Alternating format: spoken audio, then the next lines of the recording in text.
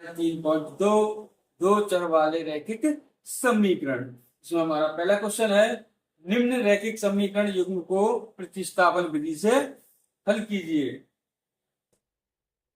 इसमें हमारा पहला है क्वेश्चन, x प्लस वाई बराबर 14 और x माइनस वाई बराबर 4। इसमें दो समीकरण दे रखे हैं, तो इसको कौन सी विधि से करेंगे? प्रतिस्थापन विधि से। तो दो समीकरण दे रखे हैं, पहला समीकरण नंबर 1 और समीकरण नंबर 2। सबसे पहले क्या करेंगे हम, समीकरण नंबर 1 या 2 से, यानी किसी भी समीकरण से या तो x बराबर ले आएंगे या y के बराबर ले आएंगे ना। तो किसी भी समीकरण से x बराबर ले आएंगे या y बराबर ले आएंगे। फिर जो इस x और y के मान निकलेंगे, इन x y के मान को समीकरण 2 में रख देंगे। यहां से जो निकलेगा वो मान x या y का मान प्राप्त हो जाएगा, और फिर इसको y में रख देंगे। तो देखते हैं कैसे करते हैं। तो समीकरण नंबर 1 एवं 2, तो हम कहते हैं समीकरण नंबर 1 से, समीकरण 1 से। तो समीकरण नंबर 1 क्या है? x प्लस वाई बराबर 14। तो हम क्या करेंगे, सबसे पहले इस x के बराबर में लाएंगे या y के बराबर में लाएंगे। हम क्या करते हैं, x के बराबर में ले आते हैं। x इधर प्लस का y है, इधर जाएगा तो पक्षांतर करेंगे तो 14 माइनस वाई, क्या हो गया? x बराबर आ गया। इस समीकरण देते हैं 3। अब इस समीकरण 3 के मान को क्या लिखते हैं? समीकरण 3 के मान को समीकरण किसमें रख देंगे? 2 में रखने पर जो मान, अब देखो 1 लिया था, 1 से x का मान प्राप्त हुआ है, तो अब इसे किसमें रखेंगे? समीकरण 2 में। समीकरण नंबर 2 में रखने पर तो समीकरण नंबर 2 क्या है? x माइनस वाई बराबर 4। क्या है? x माइनस वाई बराबर 4 दे रखा है। तो क्या करेंगे, समीकरण नंबर 3 के मान को x बराबर जो मान दे रखा है, इस x की जगह पर रख देंगे। क्या दे रखा है? 14 माइनस वाई। तो क्या हो गया? 14 माइनस वाई और माइनस का y बराबर 4। हमने क्या किया, समीकरण नंबर 1 लिया, उससे हमने x बराबर जो मान है वो कर दिया। इस x के मान को समीकरण नंबर 2 में रखने पर, तो समीकरण नंबर 2 क्या है? x माइनस वाई बराबर 4। तो इस x की जगह पर इस वाले x का मान रख दिया। इसे कहते हैं प्रतिस्थापन। प्रतिस्थापन का मतलब इसके स्थान पर इसका मान रख दिया। तो ये कौन सी विधि हो गई? प्रतिस्थापन विधि। क्या लिखेंगे, देखो माइनस का y और माइनस का y बराबर क्या हो जाएंगे? 14 माइनस के 2y बराबर 4। इधर प्लस का 14 है, अगर इसका पक्षांतरण करेंगे, यदि इधर ले जाएं तो एक इधर हो जाएगा माइनस का 14, ये क्या हो जाएगा? माइनस के 2y बराबर 4 माइनस 14। तो माइनस का 2y बराबर 4 प्लस का और माइनस का 14, कितने हो गए? माइनस के 10। y बराबर, अगर माइनस का 2 किसमें है? गुणा में। अगर पक्षांतरण करेंगे तो किसमें हो जाएगा? भाग में। क्या जाएगा? माइनस का 2। तो y बराबर कितना आ गया हमारा मान? तो -2 और माइनस माइनस से माइनस कट गया, और 2 का भाग 10 में देंगे, कितनी बार गया? 5 बार। तो y बराबर कितना आ गया? 5।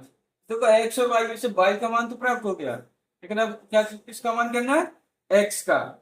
तो क्या करेंगे, इस y के मान को समीकरण 1 या 2 में रखने पर, तो इस y के मान को समीकरण नंबर 1 में रख सकते हैं या 2 में रख सकते हैं, किसी भी समीकरण में रख सकते हैं। इस y के मान को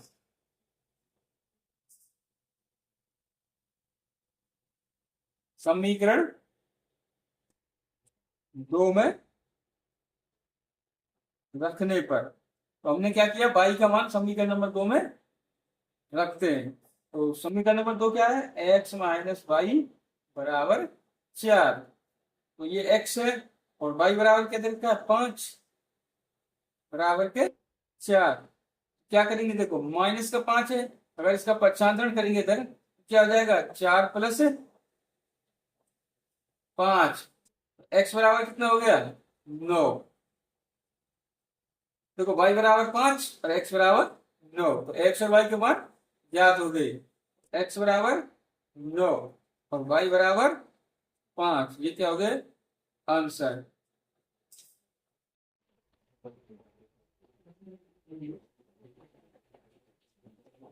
तो दोस्तों हमारा दूसरा क्वेश्चन है s माइनस डी बराबर 3 और s बट्टे 3 प्लस टी बट्टे 2 बराबर 6। तो इसे समीकरण नंबर 1 दे देते हैं इसका नाम। इसका समीकरण 1 और इसका देखो ये बट्टे के रूप में दे रखी है, तो इसे सबसे पहले सरल करेंगे, इस वाले फॉर्म में लाएंगे। तो क्या करते हैं 3 और 2 का क्या ले लेते हैं एलसीएम। 3 और 2 का एलसीएम लासापा, तो क्या आ गया इसका 3 और 2 का 6। 3 का भाग 6 में 2, 3 का भाग 6 में 2 कितनी बार 2 बार। इस 2 का गुणा फिर एस से करो, कितना आ गया 2s प्लस 2 का भाग फिर 6 में 2, तो 2 का भाग 6 में देंगे तो 3 बार, और 3 का गुणा टी से करेंगे तो 3 टी बराबर में क्या है 6।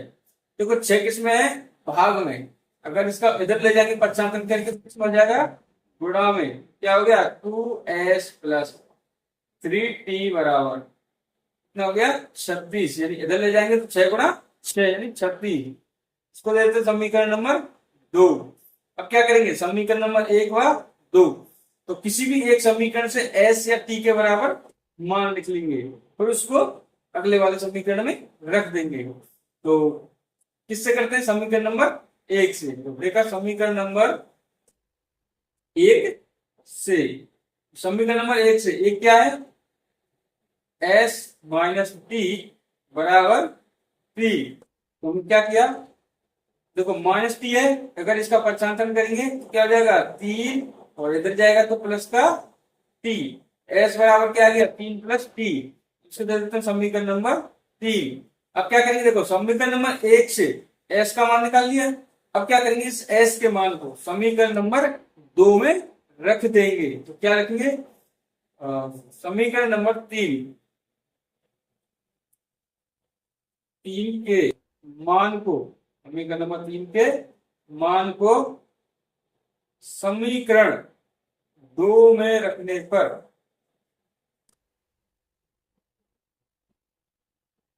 दो में रखने पर, तो समीकरण नंबर 2 क्या है 2s बराबर सॉरी 2s प्लस 3t बराबर 36।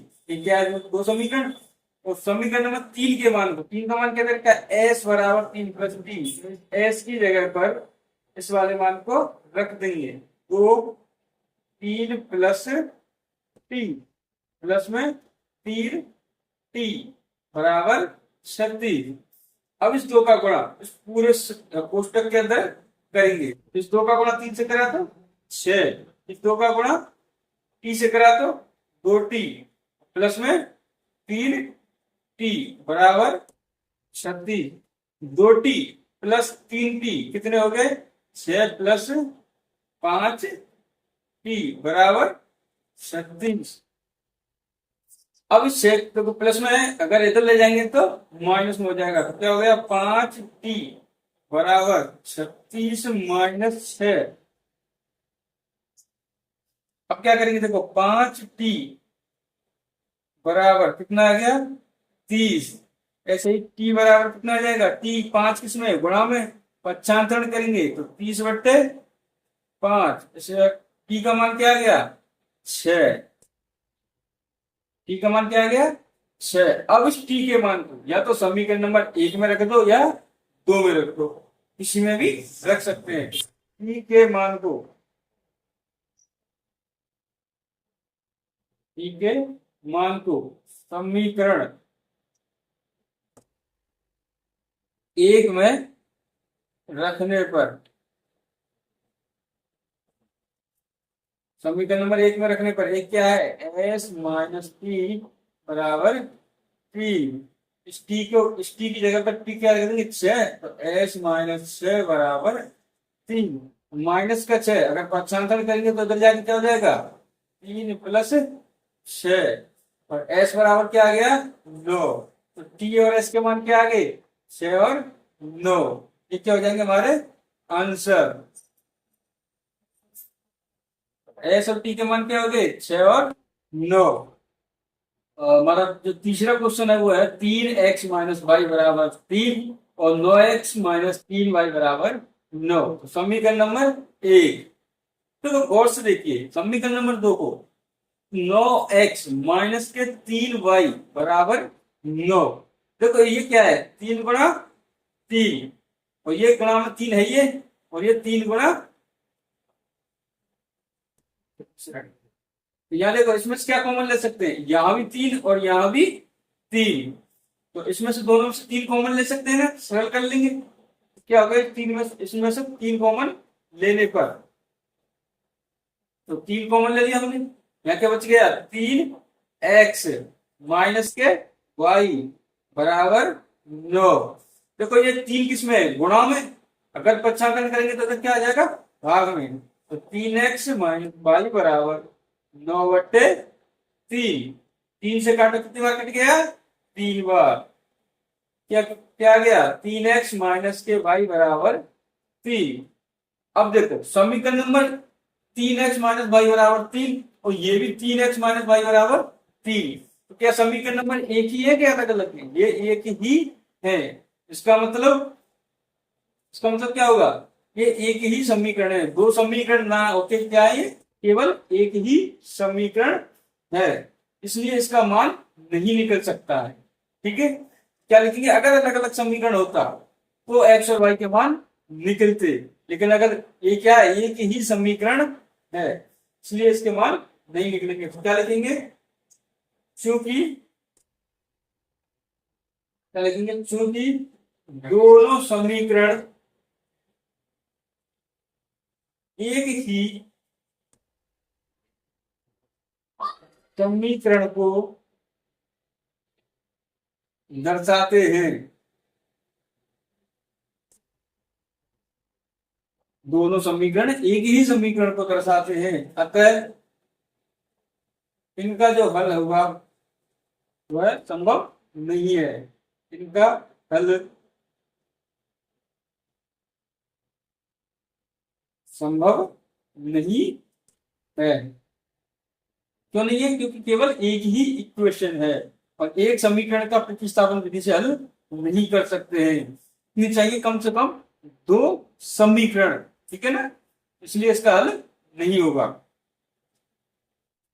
तो दोस्तों हमारा दूसरा क्वेश्चन है 2x प्लस 3y बराबर 11 कोमा 2x माइनस 4y बराबर माइनस के 24। हल कीजिए, इससे m का वह मान ज्ञात कीजिए जिसके लिए y बराबर mx प्लस 3 हो। दो समीकरण दे रखे हैं, 2x प्लस 3y बराबर 11, 2x प्लस 3y बराबर 11, और कौन सा समीकरण दे रखा है, 2x माइनस के 4y बराबर माइनस के 24। समीकरण 1, समीकरण 2, इसे प्रतिस्थापन विधि से हल करेंगे और x और y के मान ज्ञात करेंगे, फिर इस x और y के मान को इस वाले समीकरण में रख देंगे। इसका नाम दे देते हैं कोई समीकरण नंबर ए।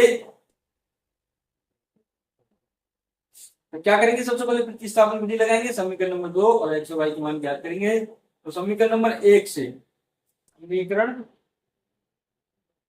1 से क्या दे रखा है, 2x प्लस 3y बराबर 11। अब देखो 3y प्लस में है, पक्षांतर करेंगे तो 2x बराबर 11 माइनस 3y, दो गुणा में है, पक्षांतर करेंगे इधर चले जाएगा भाग में, x बराबर 11 माइनस के 3y और बट्टे में 2। इसका नाम दे देते हैं समीकरण नंबर 3। जो x बराबर निकल के आया वो 11 माइनस 3y बट्टे 2, इस x के मान को समीकरण नंबर 2 में रख देंगे, x के जगह पर। क्या करते हैं, समीकरण 3 के मान को, समीकरण 3 के मान को समीकरण 2 में रखने पर समीकरण नंबर 3 के मान को समीकरण नंबर 2 में रख देंगे। तो समीकरण नंबर 2 क्या दे रखा है, 2x माइनस के 4y बराबर माइनस के 24। तो समीकरण नंबर 3 यानी x की जगह पर क्या रख देंगे, ये वाला मान 2 गुणा में 11 माइनस के 3y बटे 2 माइनस 4y बराबर माइनस के 24। देखो ये 2 गुणा में है और ये भाग में, इस 2 से ये 2 कट गया, 11 माइनस के 3y माइनस के 4y बराबर माइनस के 24। अच्छा, माइनस के 3y और माइनस के 4y कितने हो गए, माइनस के 7y बराबर माइनस के 24। अब क्या करेंगे इसका पक्षांतरण, तो 11 प्लस में है तो इधर जाएगा तो कुछ हो जाएगा प्लस का, तो माइनस के 7y बराबर माइनस के 24 और माइनस के 11 कितना हो गया, माइनस 24 और माइनस 11 कितना हो जाता है, माइनस के 35। और इधर क्या चल रहा है, माइनस का 7y, अब माइनस का 7y किसमें, गुणा में, इसका पक्षांतरण करेंगे तो क्या हो जाएगा, y बराबर माइनस के 35 बटे माइनस के 7, माइनस से माइनस 7 से 35 5 बार कितने आ गया, y बराबर 5। तो y बराबर 5 आ गया। अब इस y के मान को समीकरण नंबर 1 में या 2 में किसी में भी रख देंगे। तो y के मान को, तो y के मान को समीकरण, y के मान को समीकरण 1 में रखने पर, तो 1 में रखने पर क्या आ जाएगा, 2x प्लस 3y बराबर 11। तो 2x प्लस y की जगह क्या रख दिया हमने, 5 बराबर में 11। तो 2x प्लस 8 बराबर के 11, प्लस का 8 है, पक्षांतर करेंगे इधर जाएगा तो माइनस का, तो 2x बराबर 11 माइनस 8 क्या आ गया, x बराबर 11 में से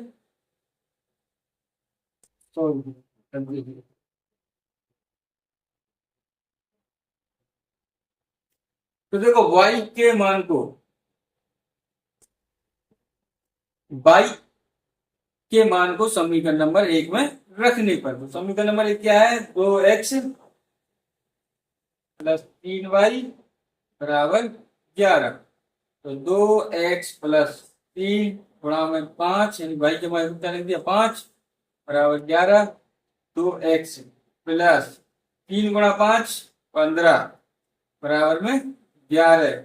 x 2x बराबर 11 माइनस 15, x बराबर क्या आ गया, प्लस के 11 माइनस के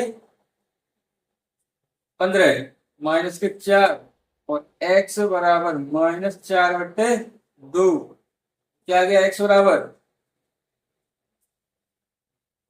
बराबर कितना आ गया, x बराबर आ गया आपका माइनस 2।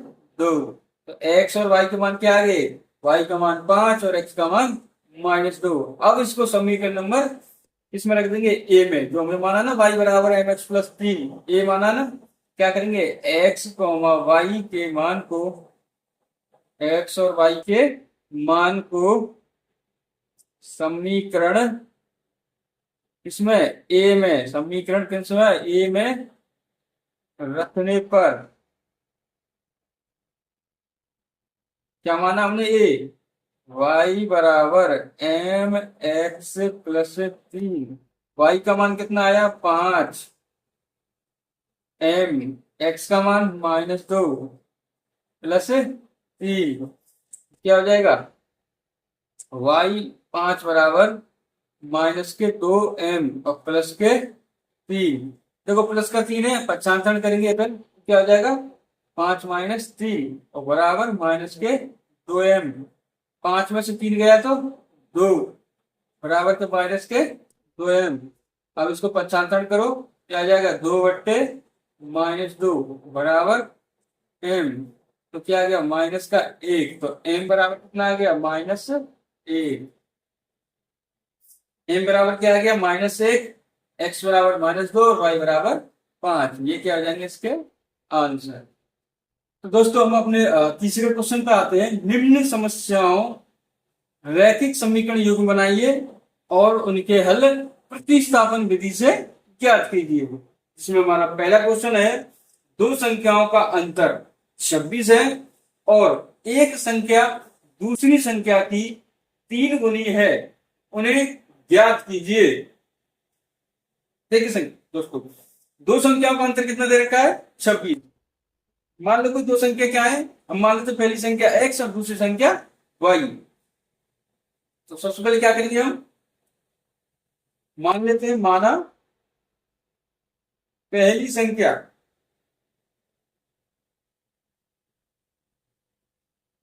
मान लिया, पहली संख्या कितनी मान लेते हैं हम? x तथा दूसरी संख्या क्या मान लेते हैं?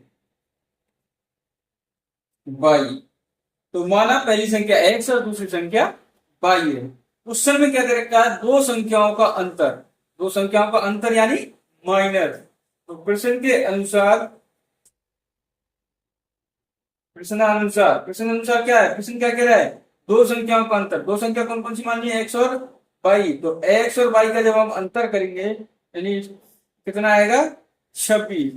दो संख्याओं का अंतर करेंगे तो कितना आएगा? 26। समीकरण 1। तो दूसरी शर्त क्या कहती है हमारी?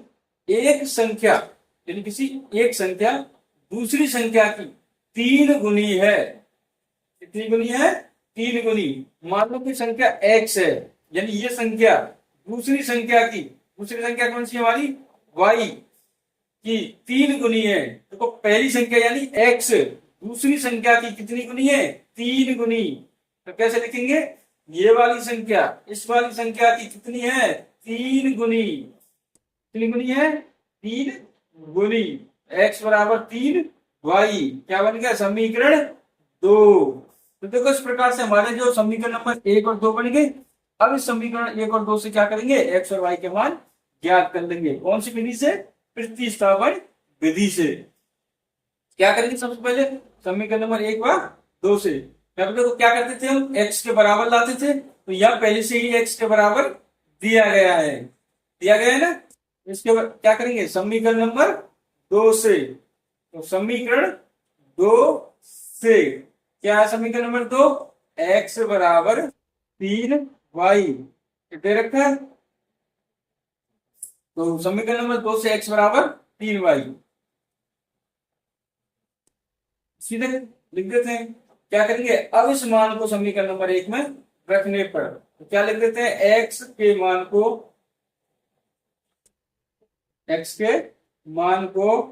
समीकरण 1 में रखने पर, समीकरण नंबर 1 में रखने पर एक क्या है? x माइनस वाई बराबर 26। तो x की जगह क्या रख देंगे? 3y। तो 3y माइनस के y बराबर 26। 3y माइनस के 1y तो कितना बच गया? 2y बराबर 26। अब क्या करेंगे? देखो y बराबर 26/2, क्योंकि 2 किसमें है? गुणा में। पक्षांतरण करेंगे तो भाग में। 2 से 26 काटेंगे तो कितनी बार गया? 13 बार। तो y बराबर कितना आ गया? 13। अब इस y के मान को समीकरण नंबर 1 में रख दो या 2 में रख दो, किसी भी मान में रख सकते हैं। 1 में रख दो या 2 में रख दो। तो y के मान को क्या करेंगे? y के मान को समीकरण 2 में रखने पर, क्यों रखने 2 में? क्योंकि इसमें क्या है? कैलकुलेशन आसान हो जाएगी। 2 में रखने पर क्या करेंगे? x बराबर 3y और x बराबर y की जगह 13। x बराबर कितना आ गया? 13 दिया 39। x बराबर क्या आ गया? 39। यानी पहली संख्या कौन सी हमारी? 39। और y बराबर कितना है? 13। दूसरी संख्या कौन सी होगी? पहली संख्या क्या थी हमारी? पहली संख्या जो निकल के आई वो आ गई 13। और दूसरी संख्या, तो दूसरी संख्या क्या आ गई हमारी? 39। ठीक है दोस्तों, जब इनका अंतर करेंगे तो 26 आएगा।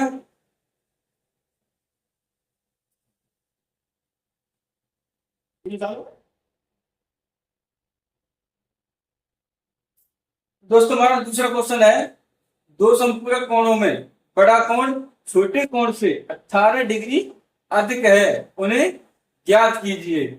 सबसे पहले हम जानेंगे संपूरक कोण क्या होते हैं।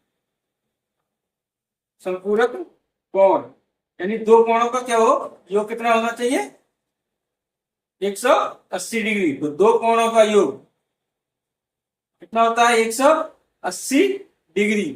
क्या होते हैं, संपूरक कोण। जैसे पहला कोण क्या है भाई, θ1 और दूसरा θ2। तो जब इन दोनों को जोड़ेंगे क्या आएगा, इसका योग 180 डिग्री। समझ में आ गया ना, संपूरक कोण क्या कहलाते हैं, दो कोण जिनका योग क्या होता हो, 180 डिग्री। ठीक है दोस्तों।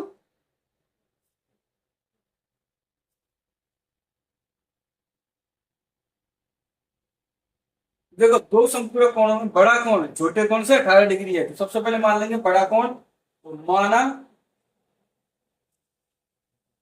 बड़ा कोण बराबर x तथा छोटा कोण बराबर क्या मान लेते हैं, छोटा कोण बराबर y। अब प्रश्न में दे रखा है दो संपूरक कोणों का, संपूरक कोण क्या होते हैं, हमने बड़ा कोण मान लिया x और छोटा कोण y। अभी बताया था ना, दो कोणों का योग कितना आता है, 180 डिग्री। तो हम जानते हैं, लिख लेंगे बी नो डेट। हम जानते हैं दो संपूरक कोणों का योग कितना होता है, 180 डिग्री। तो क्या क्या माने हमने, x प्लस वाई। जब इन दोनों कोणों को जोड़ेंगे क्या आएगा, 180 डिग्री। इन दोनों कोणों का योग कितना होता है, 180 डिग्री। समीकरण 1। देखो क्वेश्चन क्या दिया है, बड़ा कोण छोटे कोण से 18 डिग्री अधिक है। कौन सा कोण, बड़ा कोण। बड़ा कोण क्या है, तो प्रश्न अनुसार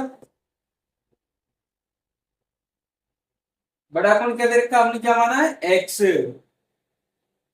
छोटे कोण से, छोटे कोण क्या दे रखा है, y। ये बड़ा कोण है, ये छोटा कोण है। ये जो बड़ा कोण है वो छोटे कोण से कितना अधिक है, 18 डिग्री अधिक है। कितना डिग्री, 18 डिग्री अधिक है। इसे कैसे लिख सकते हैं, इसका प्रत्यांतरण करो, x माइनस वाई बराबर 18। समीकरण 2। तो समीकरण नंबर 2 और 1 बन गए। अब इसे प्रतिस्थापन विधि से हल करेंगे। तो किसी भी समीकरण से x और y बराबर कर देंगे। तो हमने कौन सा समीकरण से लेते हैं, समीकरण 2 से क्यों लेंगे, क्योंकि ये x माइनस वाई है इसलिए आसान होगा। तो वैसे भी दे रखा है x बराबर वाई प्लस 18। चाहो तो ऐसे ही समीकरण मान लेते हैं ना।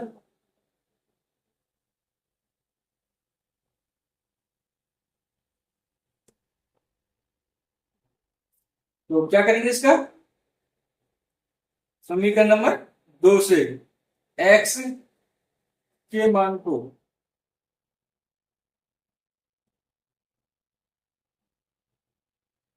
लिख लेते हैं।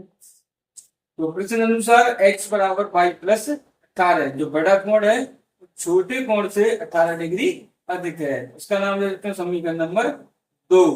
अब क्या लिखेंगे, समीकरण नंबर 2 से x के मान को, x के मान को समीकरण 1 में रखने पर, देखो x बराबर सीधा सीधा ही आ गया, तो इसलिए हम बराबर नहीं करेंगे। तो समीकरण नंबर 2 से x के मान को समीकरण नंबर 1 में रखने पर x प्लस वाई बराबर 180 डिग्री। तो x की जगह क्या रख देंगे, y प्लस 18 प्लस के वाई बराबर 180 डिग्री। प्लस का y प्लस का y कितने हो गए, प्लस के 2y बराबर 180 डिग्री। ये प्लस का 18 है, पक्षांतरण करेंगे तो 2y बराबर 180 माइनस 18।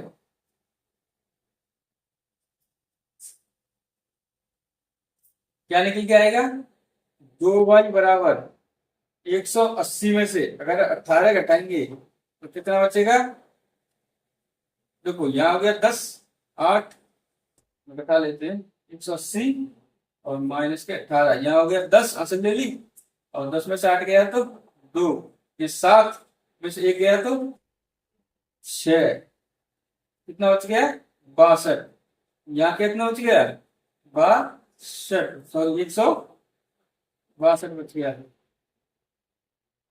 कितना बच गया 162। अब देखो दो किस्में है, गुणा में है, दो किस्में है गुणा में है, तो y बराबर क्या आ गया, y बराबर 162/2, तो y बराबर कितना आ गया 81, यानी 81 डिग्री आ गया। जो छोटा कोण है वो कितना आ गया 81 डिग्री। अब इस y के मान को समीकरण नंबर 1 व 2 में रखने पर, किसी भी रख देंगे ना, तो y के मान को समीकरण इसमें रख दें, 2 में 1 में, चलो 2 में रख देते हैं ना, तो समीकरण नंबर 2 में रखने पर 2 क्या दे रखा है x बराबर y प्लस 18, x बराबर y का मान कितना निकल के आया 81 प्लस 18, x बराबर कितना हो गया 81 और 18 जोड़ेंगे तो 1 और 9, सॉरी 1 और 8 9, और 1 और 8 9, कितना आ गया 99 डिग्री। तो क्या लिखेंगे, बड़ा कोण कितना आ गया, बड़ा कोण क्या मान के चले थे हम, बड़ा कोण x, तो x बराबर 99 डिग्री। ऐसे ही छोटा कोण कितना आ गया, छोटा कोण मान के चले तो y बराबर 81 डिग्री। तो क्या हो जाएंगे हमारे आंसर। तो दोस्तों तीसरे क्वेश्चन का तीसरा है, एक क्रिकेट टीम के कोच ने 7 बल्ले तथा 6 गेंदें रुपए 3800 में खरीदी, बाद में उसने 3 बल्ले तथा 5 गेंदें रुपए 1750 में खरीदी, प्रत्येक बल्ले और प्रत्येक गेंद का मूल्य क्या है। देखो दोस्तों, उसने 7 बल्ले प्लस 6 गेंदें टोटल कितने में खरीदी 3800 रुपए में ना, ऐसे ही उसने 3 बल्ले और 5 गेंदें 1750 रुपए में खरीदी है। तो वो पूछ रहा है कि एक बल्ले की कीमत और एक गेंद की कीमत कितनी है। तो सबसे पहले क्या मान लेंगे, एक बल्ले की कीमत और एक गेंद की कीमत। क्या लिखेंगे हम, माना एक बल्ले की कीमत, एक बल्ले की मूल्य, ये कीमत एक ही होती है ना, एक बल्ले का मूल्य, मूल्य क्या मान लिया हमने x। ऐसे क्या मान लेते हैं, एक गेंद का, एक गेंद का मूल्य y है। तो हमने मान लिया एक बल्ले का मूल्य और एक गेंद का मूल्य x और y मान लिया। वो कह रहा है कि 7 बल्ले प्लस में 6 बल्ले 6 गेंदे सबको मिलाकर के 3800 रुपए में लाया है। कितने में लाया है 3800 रुपए में। मैं कहूं कि एक गेंद की कीमत, एक गेंद की कीमत अगर 2 रुपए है, एक गेंद की कीमत 2 रुपए है, तो 5 गेंद की कीमत कितनी होगी, कितनी होगी 2 गुणा 5। तो हमने एक बल्ले की कीमत कितनी मान ली है x, वो कह रहा है 7 बल्ले, इस तरीके से क्या हो जाएंगे 7 बल्ले ना। तो प्रश्न के अनुसार क्या कहता है प्रश्न, 7 बल्ले, एक बल्ला कितना माना है x का, 7 बल्ले कितने हो जाएंगे 7x प्लस क्या कह रहा है वो 6 गेंदे, एक गेंद कितने की है बाई की, 6 गेंद 6 बाई। जब दोनों को खरीद के मिला करके कितने रुपए मिलाया टोटल 3800 रुपए, समीकरण 1। अब दूसरी शर्त देखो, बाद में उसने 3 बल्ले तथा 5 गेंदें कितने में खरीदी 1750 में। तो कितने बल्ले हैं 3 बल्ले, एक बल्ले की कीमत x है, 3 बल्लों की कीमत 3x प्लस 5 गेंद, एक गेंद की कीमत 22, कोई 5 गेंद की कीमत 5 y बराबर टोटल कितने में खरीदी मिलके 1750। ये क्या हो जाएगा समीकरण 2। अब समीकरण नंबर 1 व 2 से x और y का मान ज्ञात करेंगे प्रतिस्थापन विधि से। क्या ले लेते हैं, समीकरण 1 है से। समीकरण नंबर 1 से क्या लिखेंगे, 7x प्लस 6y बराबर 3800। ठीक है, लिखेंगे 7x बराबर प्लस के 6y है, पक्षांतर कर देंगे तो 3800 और माइनस के 6y, 7 गुणा में है तो x बराबर इधर जाएगा, पक्षांतर करेंगे तो क्या हो जाएगा 3800 माइनस के 6y और बट्टे 7। ये क्या हो गया, x का मान क्या देंगे, इसे दे देते हैं समीकरण नंबर 3। अब क्या करेंगे, इस समीकरण नंबर 3 के मान को यानी x के मान को समीकरण नंबर 2 में रख देंगे। क्या लिखते हैं, समीकरण 3 के मान को समीकरण 2 में रखने पर, तो क्या है समीकरण नंबर 2, 3x प्लस 5y बराबर 1750। अब रखो x बराबर जगह पे क्या लिख दिया हमने, यहाँ पर लिख दो।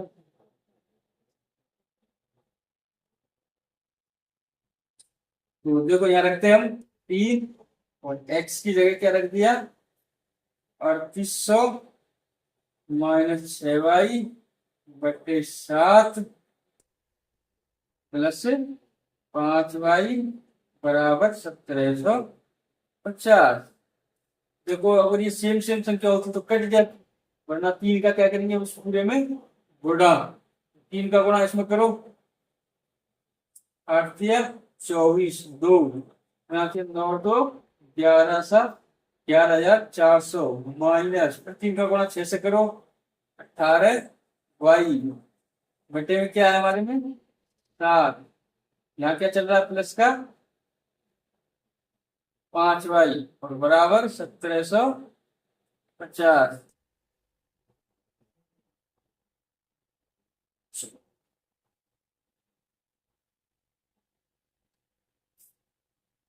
अब क्या करेंगे, देखो इसको क्या ले लेते हैं एलसीएम। तो एलसीएम क्या आएगा, 7 और 1 का 7, 7 का भाग 7 में एक बार, 1 का भाग पूरी संख्या से करेंगे तो 11,400 माइनस के 18y। अच्छा अब 1 का भाग 7 में तो 7 बार, और 7 का बड़ा 5 से करो तो 7 5 35 बराबर में 1750। अब इस 7 को क्या है भाग में, इधर जाएगा तो गुणा में क्या हो जाएगा 11,400 माइनस, देखो माइनस के 18y और प्लस के 35y, तो कितना बच गया प्लस के 17y, कितना बच गया प्लस के 17y बराबर, ये 7 इसमें चला जाएगा गुणा में, तो इसका गुणा कर दो क्या हो जाएगा 0 7 5 35 7 7 49 5 7 एकम 7 12, कितना आ गया 12,250। तो क्या लिख देंगे इसको हम 12,250। इसका क्या कर देंगे पक्षांतरण, तो 17y बराबर 12,250 माइनस 11,400, फिर से घटाओ 12,250 11,400 माइनस करेंगे 0 5 12 8 850, कितना आ गया 17y बराबर 850। देखो 17 पंजे 85, कितनी बार कट गया 50 बार, y बराबर 50, y बराबर कितना आ गया 50, एक गेंद की कीमत 50 रुपया। ऐसे ही अब इस y के मान को कहाँ रख देंगे, y के मान को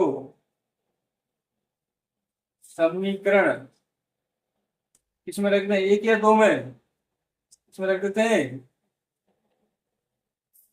समीकरण 2 में रखने पर, 2 में रख देते हैं, 2 में रखने पर समीकरण नंबर 2 में रखने पर क्या है, समीकरण नंबर 2 3x प्लस 5y बराबर 1750। तो दोस्तों इसको मिटा लेते हैं।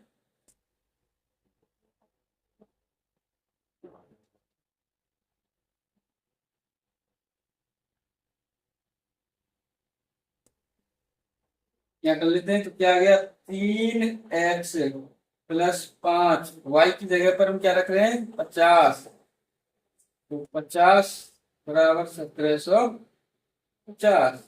3x प्लस 5 × 5 = 25, यानी कितना हो गया 250 बराबर 1750।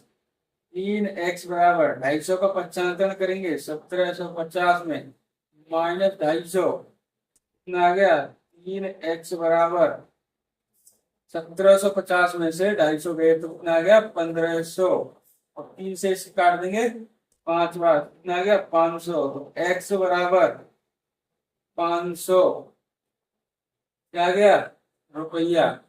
एक बल्ला क्या माना था हमने x, x क्या आ गया 500, और एक गेंद मानी थी हमने बाई, तो बाई बराबर 50 रुपया। तो क्या लिख देंगे, एक गेंद का मूल्य, एक गेंद का मूल्य कितना आ गया 50 रुपया, तथा एक बल्ले का कीमत, एक बल्ले का मूल्य कितना आ गया x बराबर 500 रुपया। एक बल्ला 500 का और एक गेंद 50 रुपये की।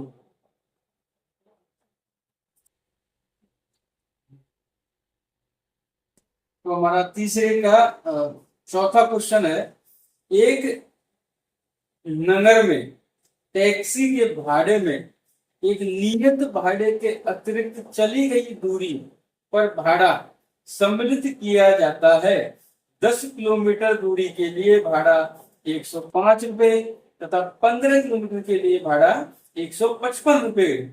तो नियत भाड़ा तथा प्रति किलोमीटर भाड़ा किराया है। एक व्यक्ति को 25 किलोमीटर यात्रा करने के लिए कितना भाड़ा देना होगा। देखिए इसमें नियत भाड़ा और अतिरिक्त भाड़ा। सबसे पहले हमने माना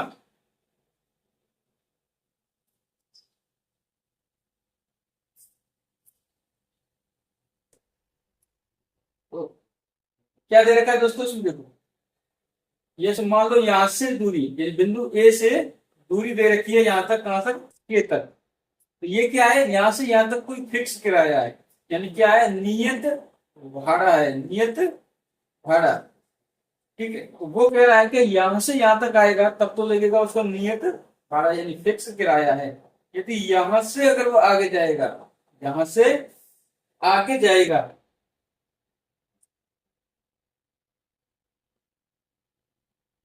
यहां से अगर वो आगे जाता है ना, तो कितना किलोमीटर 10 किलोमीटर, 10 किलोमीटर पर रुपए, तो कितना लेगा वो 10 किलोमीटर पर 105 रुपया, 105 रुपया। अगर वो यहां से जाता है 15 किलोमीटर, 15 किलोमीटर, तो कितना रुपए ले रहा है 155 रुपया। समझ में आ गया ना। तो ये कौन सा है नियत भाड़ा और ये कौन सा है अतिरिक्त भाड़ा। अतिरिक्त भाड़ा यानी यहां से यहां तक की दूरी फिक्स है, आपको इतना फिक्स किराया देना पड़ेगा। लेकिन यहां से जैसे ही आगे चलोगे तो क्या हो जाएगा, वो अतिरिक्त भाड़ा लेना पड़ेगा। और अतिरिक्त भाड़ा देना पड़ेगा, तो मान लो अगर 1 किलोमीटर चला दो, मान लो 1 किलोमीटर चला,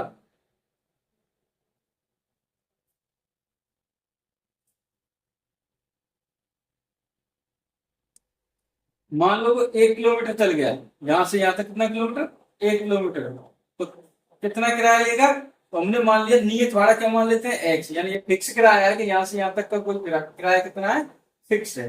तो और अतिरिक्त किराया, तो अतिरिक्त किराया क्या मान लेते हैं हम 1 किलोमीटर के लिए क्या मान लें वाई, प्रत्येक किलोमीटर क्या देगा वो वाई रुपया। ऐसे ही अगर वो यहाँ से 10 किलोमीटर चल गया, कितना किलोमीटर 10 किलोमीटर, अगर वो यहाँ से 10 किलोमीटर अधिक चल गया 1 किलोमीटर के लिए वाई, 10 के लिए कितना हो जाएगा 10 वाई। ये समझ में आ गया ना, यहां से यहां तक एक्स और यहां से यहां तक 10 वाई।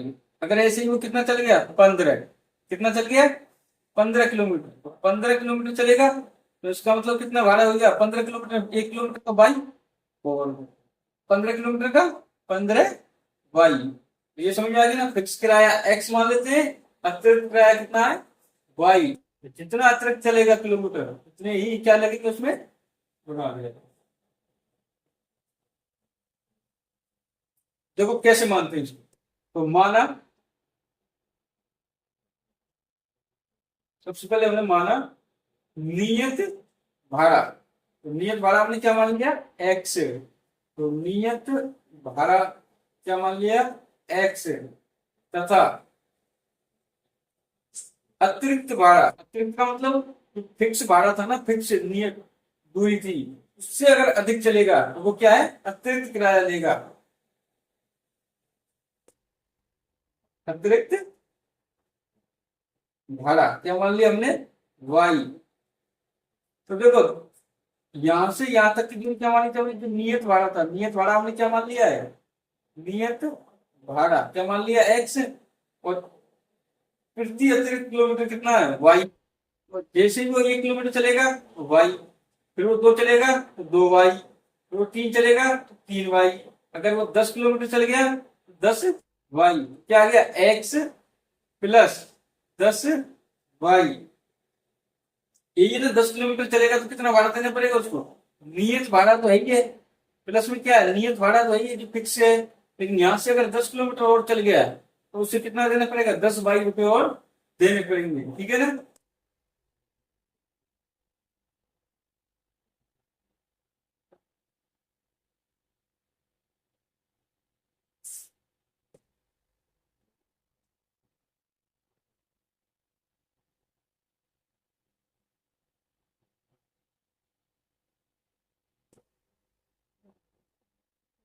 तो अतिरिक्त भाड़ा क्या है वाई, तो प्रश्न अनुसार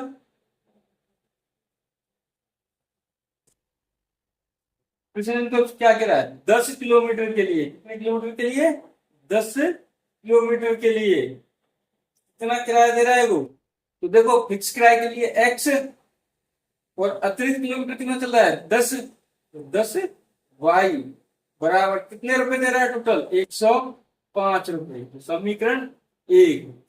ऐसे ही दूसरे पर द्वितीय शर्त क्या कहती है 15 किलोमीटर के लिए, तो 15 किलोमीटर के लिए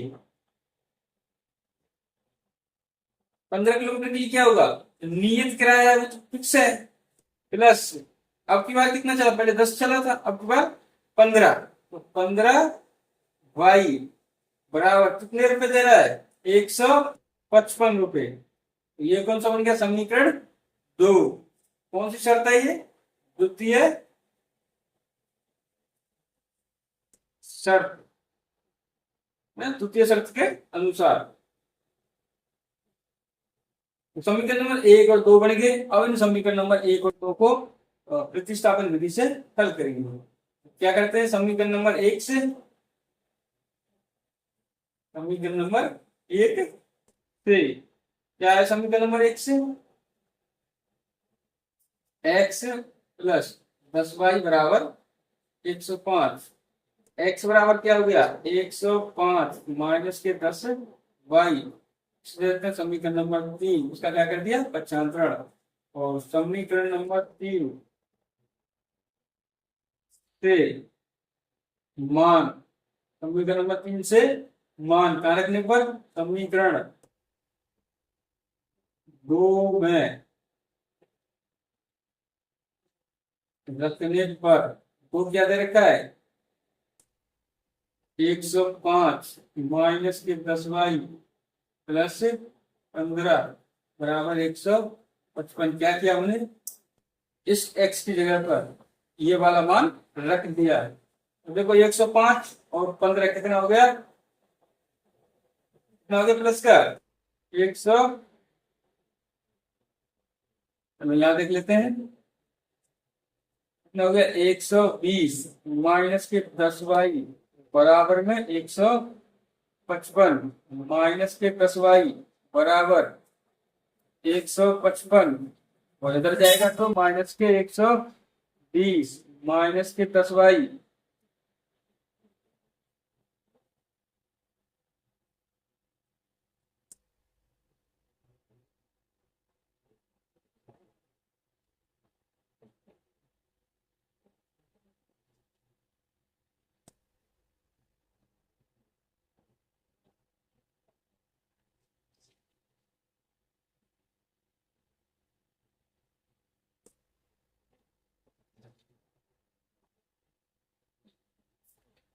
दोस्तों क्या करते थे, तो एक्स बराबर करने की क्या है, 105 माइनस प्लस वाई 3। तो इस समीकरण नंबर 3 से मान समीकरण नंबर 2 में रखने पर समीकरण नंबर 2 क्या है, 105 माइनस के प्लस वाई प्लस के 15 वाई बराबर 155। अब क्या करेंगे, देखो 105 माइनस के 10 वाई प्लस के 15 वाई क्या हो गया, 105 प्लस के 5 वाई बराबर 155। इसको पक्षांतर कर देंगे, 5 वाई बराबर 155 माइनस 105 वाई बराबर 50/5 वाई बराबर 10। तो वाई बराबर कितना आ गया, 10 ना। जो अतिरिक्त किराया है प्रति किलोमीटर, अतिरिक्त किराया कितना है, 10 रुपए ना। अब इस बाई के मान को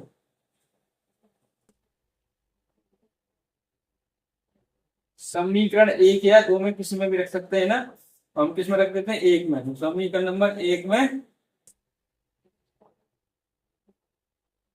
रखने पर क्या है, समीकरण नंबर 1 ये रहा, x प्लस 10 वाई की जगह पर 10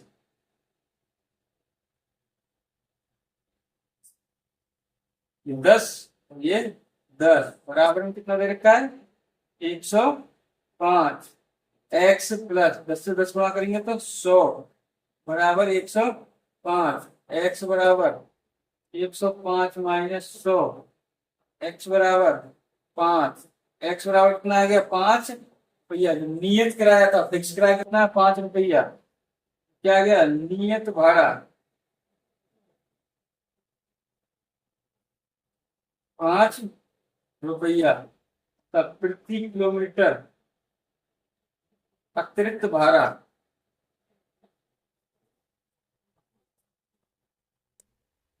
प्रति किलोमीटर अतिरिक्त भाड़ा कितना आ गया, 10 रुपया। देखो दोस्तों, ये तो 10 किलोमीटर के लिए था, 15 किलोमीटर के लिए था। तो वो पूछ रहा है 25 किलोमीटर के लिए यात्रा कितनी करनी पड़ेगी, क्या लिखेंगे,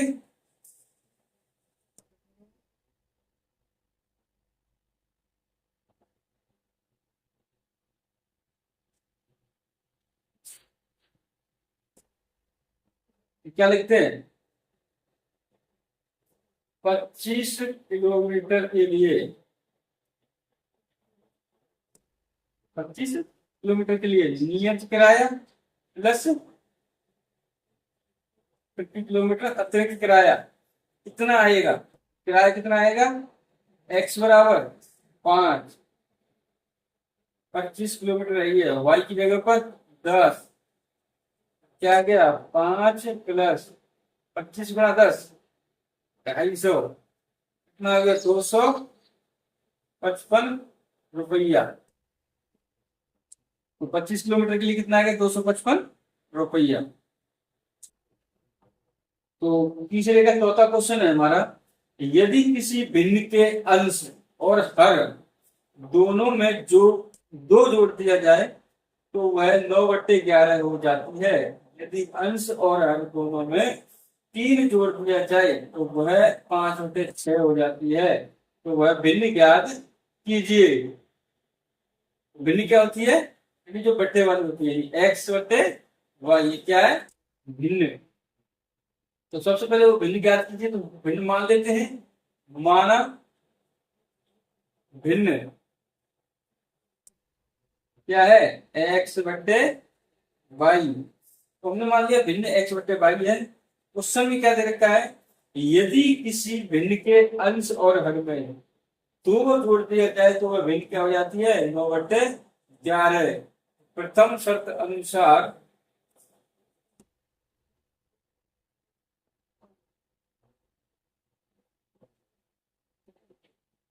प्रथम शर्त अनुसार क्या कहता है, इस भिन्न में अगर दो जोड़ दिया जाए, भिन्न में अंश और हर दोनों में, अंश कौन सा है, ये अंश और ये हर, ऊपर वाला अंश नीचे वाला हर, अंश में और हर में दो जोड़ दिया जाए तो वह भिन्न 9/11 हो जाती है।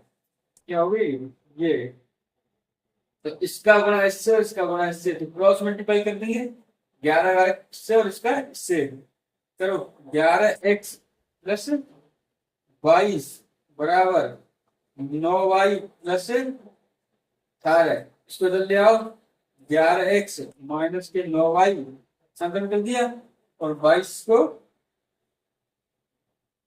उधर ले जाओ, क्या हो जाएगा, 18 माइनस के 22 माइनस के 4, मैं लिख देता हूं -4 समीकरण 1। ऐसे ही अब द्वितीय शर्त अनुसार, द्वितीय शर्त क्या कहती है,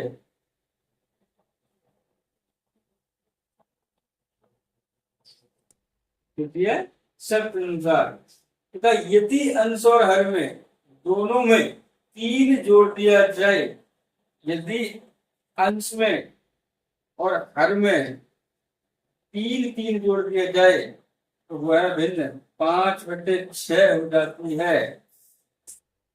तो इसका गुणा इससे और इसका गुणा इससे, 6 का गुणा 1 से 6x प्लस 6 का गुणा 3 से 18 और y का गुणा 5 से 5y और 3 का गुणा 5 से 15। 6x 5y को डलाएंगे तो माइनस का 5y और इधर ले जाओ, 15 माइनस 18 प्लस का 15 माइनस का 18 तो माइनस का 3, क्या बनेगा समीकरण 2। अब इस समीकरण में 1/2 से x और y के मान ज्ञात कर लेंगे, क्या लिखते हैं, समीकरण 1 से, समीकरण 1 से क्या होगा, 11x बराबर -4 प्लस के 9y, ऐसे -9 का क्या कर दिया प्रक्षांतरण, तो x बराबर क्या हो गया, -4 प्लस 9y/11। दोस्तों ये बन गया, तो अब क्या देते हैं समीकरण नंबर 3, समीकरण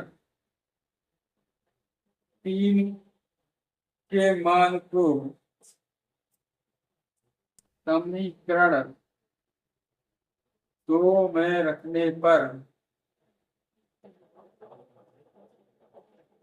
समीकरण नंबर 3 के मान को 2 में रखने पर 6x की जगह क्या रख देंगे, ये वाला मान -4 प्लस के 9y/11 माइनस के 5y और बराबर -3। इस 6 का इस पूरी संख्या से गुणा, 6 का -4 से माइनस के 24, 6 का 9 से 9 चिंगी 54y बट्टे में 11 माइनस का 5y बराबर -3। इसके बट्टे में क्या ले लेते हैं, 1 और 11 का क्या लेंगे एलसीएम, क्या गया 11, 11 कम 11, एक बार एक का गुणा से पूरी से वही संख्या, क्या करेंगे 11 का इसमें गुणा कर दो, 11×5 = 55y बराबर -3। अब भाग में इधर जाएगा तो गुणा में क्या हो जाएगा -33, इधर क्या देखो माइनस का 24 प्लस का 54y और माइनस का 55y, क्या हो गया माइनस का y और बराबर में क्या है -33। अब इस -24 को इधर ले जाओ, पक्षांतरण करो तो -y बराबर -33 और +24 -y बराबर -9, माइनस से माइनस और y बराबर 9। क्या आ गया? y बराबर 9। अब इस y के मान को, तो y के मान को समीकरण एक में या दो में? एक में रखने पर समीकरण नंबर एक,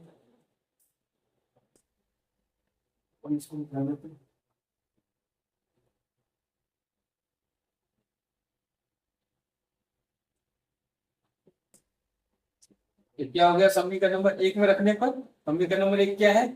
11x -9y, तो y की जगह क्या रखेंगे? 9 बराबर -4। 11x 9 9 81 बराबर -4। 11x बराबर -4 प्लस का 81, तो x बराबर कितना हो गया? प्लस के 77 बट्टे 11, तो 11 7 77। x बराबर कितना आ गया? x बराबर 7। अतः अतः क्या लिख सकते हैं? अतः भिन्न होगी, भिन्न। तो भिन्न क्या बनेगी हमारी? x बट्टे वाई, x का मान 7 और y का मान 9, तो जो भिन्न होगी वो क्या होगी? 7 बट्टे। तो हमारा छठवां क्वेश्चन है, 5 वर्ष बाद जैकब की आयु उसके पुत्र की आयु से 3 गुनी हो जाएगी। 5 वर्ष पूर्व जैकब की आयु उसके पुत्र की आयु की 7 गुनी थी, तो उनकी वर्तमान आयु बताइए। किसकी बतानी है? जैकब और उसके पुत्र की। क्या दे रखा है? देखो, हमें वर्तमान आयु बतानी है, तो सबसे पहले हमारा काम है, मान लेते हैं, माना जैकब, मान ली जाएगी जैकब की जो आयु है, जैकब की वर्तमान आयु, जैकब की वर्तमान आयु क्या मान ली हमने? एक्स तथा पुत्र की वर्तमान आयु, तो पुत्र की वर्तमान आयु क्या होगी? 22। तो सबसे पहले हमने क्या मान लिया? जैकब की वर्तमान आयु एक्स और पुत्र की वर्तमान आयु 22। क्वेश्चन में क्या दे रखा है? क्वेश्चन में दे रखा है 5 वर्ष बाद जैकब की आयु उसके पुत्र की आयु से 3 गुनी हो जाएगी। देखो, वर्तमान आयु कितनी है? एक्स। अगर मैं बोलूं कि 5 वर्ष बाद में, तो आज अगर उम्र 10 साल है, आज अगर वर्तमान में हमारी 10 साल है, तो 5 साल बाद में कितनी हो जाएगी? 10 + 5 कितनी हो गई? 15। तो मैं क्या बोल रहा हूं? 5 वर्ष बाद, 5 वर्ष बाद कितनी हो जाएगी वर्तमान आयु? एक्स। क्या करेंगे? इसमें वर्तमान आयु जोड़ देंगे, तो क्या होगी? 5 वर्ष बाद की आयु हो गई। इतना समझ में आ गया? 5 वर्ष बाद क्या लिखेंगे? 5 वर्ष बाद, 5 वर्ष बाद जैकब की आयु, जैकब की आयु क्या हो जाएगी? 5 वर्ष बाद जैकब की आयु क्या हो जाएगी? x + 5 हो जाएगी, x प्लस वर्तमान आयु x, और 5 वर्ष बाद में कितनी हो जाएगी? x + 5। ऐसे ही पुत्र की आयु, पुत्र की आयु 5 वर्ष बाद कितनी हो जाएगी? अगर वर्तमान में वो 22 साल का है, 5 वर्ष बाद y + 5। इतना समझ में आ गया? अब क्वेश्चन में क्या बोला है कि 5 वर्ष बाद जैकब की जो आयु है उसके पुत्र की आयु से 3 गुनी हो जाएगी। 5 वर्ष बाद जैकब की आयु क्या है? x + 5 क्या लिखेंगे प्रश्न अनुसार, प्रश्न के अनुसार तो जेकब की आयु है कितनी है x+5, पुत्र की आयु से y+5, पुत्र की आयु से 7 3 गुनी हो जाएगी, कितनी गुनी 3 गुनी। देखो ये जेकब की आयु, ये पुत्र की आयु, तो जो जेकब की आयु है वो पुत्र की आयु से 3 गुनी हो जाएगी, यानी ये जेकब की आयु पुत्र की आयु से 3 गुनी हो गई। क्या लिख सकते हैं x+5 बराबर 3y+15, इधर लाओ x माइनस 3y बराबर 15, और इधर ले जाएंगे 5, तो 15 माइनस 5 10, क्या लिख सकते हैं 10, समीकरण 1। अब क्या है द्वितीय शब्द के अनुसार 5 वर्ष पूर्व जेकब की आयु उसके पुत्र की आयु की 7 गुनी थी। देखो यहाँ क्या है 5 वर्ष बाद में, अगर वर्तमान आयु 10 है, 5 वर्ष बाद कितनी हो जाएगी 15 है। मैं कहूँ कब वर्तमान आयु 10 है, 5 वर्ष पूर्व, 5 वर्ष पहले क्या थी, पूर्व यानी पहले क्या थी, तो 10 में से क्या घटा देंगे 5, तो कितनी आ गई 5 वर्ष। तो पूर्व के लिए क्या लगाए, पूर्व के लिए माइनस, बाद के लिए प्लस, तो क्या लिखेंगे अब 5 वर्ष पूर्व, 5 वर्ष पूर्व जेकब की आयु, 5 वर्ष पूर्व जेकब की आयु क्या है x-5, यानी वर्तमान में से 5 घटा देंगे। ऐसे ही पुत्र की जो आयु है वो क्या हो जाएगी, पुत्र की आयु क्या हो गई, वर्तमान आयु क्या है y, तो y में से कितना घटा देंगे 5, क्योंकि पूर्व बोला ना पहले, पूर्व यानी पहले 5 वर्ष पहले कितनी थी, y-5। अब प्रश्न के अनुसार क्या कह रहा है, द्वितीय शर्तानुसार, तो द्वितीय शर्तानुसार क्या कहता है 5 वर्ष पूर्व जेकब की आयु, जेकब की आयु क्या निकल के आई है x-5, उसके पुत्र की आयु, पुत्र की आयु y-5 की 7 गुनी हो जाएगी, कितनी गुनी हो जाएगी 7 गुनी, जेकब की आयु पुत्र की आयु की 7 गुनी हो जाएगी। क्या हो गया x-5 बराबर 7y और माइनस के 35, 7 का दोनों से गुणा कर दिया, तो उसको 75 करके इधर लाओ, क्या हो जाएगा x माइनस के 7y बराबर, देखो -5 को इधर ले जाएंगे तो -35 और प्लस के 5, तो क्या हो जाएगा माइनस के 35 और प्लस के 5 माइनस के 30, क्या हो जाएगा माइनस के 30, इसे बोलते हैं समीकरण 2। इसे क्या बोलेंगे समीकरण 2। तो समीकरण 1 और समीकरण 2 से x और y के मान ज्ञात करेंगे। तो कौन सा ले लेते हैं समीकरण नंबर 1 से, तो क्या लिखते हैं समीकरण 1 से, समीकरण 1 क्या है x-3y बराबर 10, तो इस -3 को पक्षांतरण कर देंगे तो क्या हो जाएगा x बराबर 10 प्लस 3y, से कह देते हैं समीकरण 3।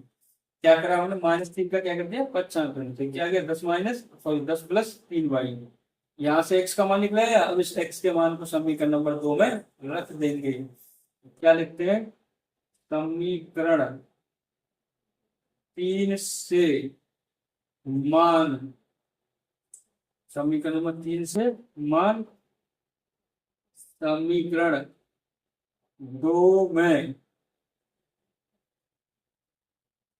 रखने पर क्या हो जाएगा x रखना ही, समीकरण नंबर 2 में रखेंगे x बराबर क्या रख दिया हमने 10 प्लस 3y माइनस के 7y बराबर -30, प्लस के 3y और माइनस के 7y क्या हो गया 10 प्लस माइनस के 4y बराबर -30, -4y बराबर पक्षांतरण करो -30 और -10, तो 4y बराबर कितना हो गया -40, और इसका 75 करेंगे तो क्या आ जाएगा -4, माइनस से -4 से कितने कट गया 10 बार। तो जो y बराबर कितना आ गया 10, तो y बराबर कितना निकल के आ गया 10। अब इस y के मान को कहाँ रख देंगे, समीकरण नंबर 1 या 2 में कहीं भी रख दो है ना। तो y के मान को समीकरण 1 में